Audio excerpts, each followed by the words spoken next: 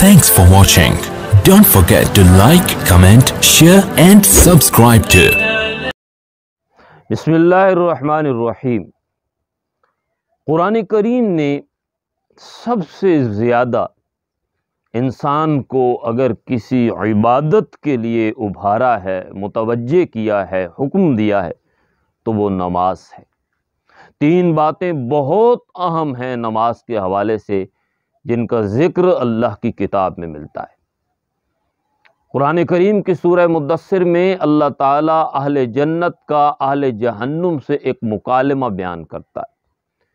फ़ी जन्नातिन यतसाअलून अनिल मुजरिमीन, अहले जन्नत में से कुछ लोग अहले जहन्नम के मुजरमों से सवाल करेंगे, मा सलककुम फ़ी सक़र, तुम जहन्नम में क्यों आए हो।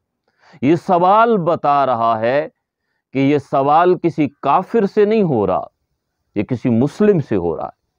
क्योंकि अगर काफिर से सवाल बनता ही नहीं है, वो तो है ही जहन्नमी कुफर की बुनियाद पर। और यहाँ लफ्ज़ मुजरिम इस्तेमाल हुआ है, तो मुजरिम में काफिर और मुस्लिम दोनों शामिल होते हैं कि तुम जहन्नम में क्यों आए हो। तुम्हारा नाम मुसलमानों वाला, तुम्हें घुट्टी मुसलमानों ने दी, तुम्हारे कानों में आज़ान मुसलमान ने दी, तुम मुसलमानों के घर में पैदा हुए, तुम्हारा जनाजा पढ़ाया गया, तुम्हारा निकाह पढ़ाया गया, तुम क्यों जहन्नम में आए।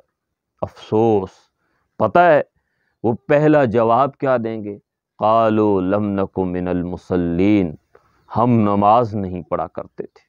चुनांचे ये बात वाज़े कर दी कि अहले जहन्नुम की अलामात में से एक अलामत ये होगी कि वो नमाज नहीं पढ़ते।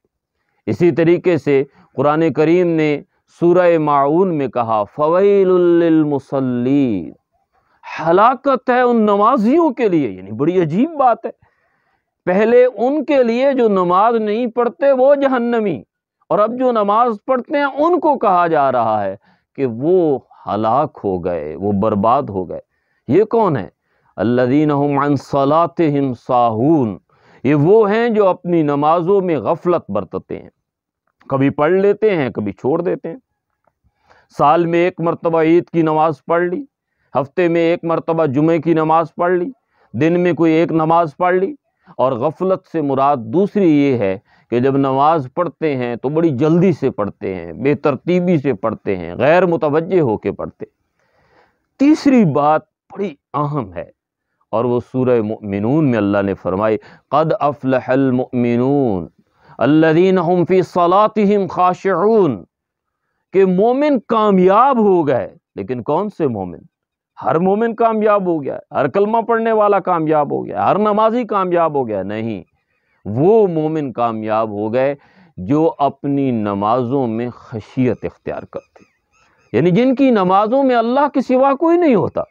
चुनांचे इन तीनों बातों से ये बात वाज़े हो गई कि जो शख्स नमाज नहीं पढ़ता वो जहन्नम में जाएगा, और जो अपनी नमाजों में गफलत बरतता है वो इस दुनिया में भी और आखिरत में भी हलाक हो गया। और जो सिर्फ नमाज ही नहीं पढ़ता, नमाज का हक अदा कर देता है, अल्लाह के नज़दीक वो कामयाब मोमिन।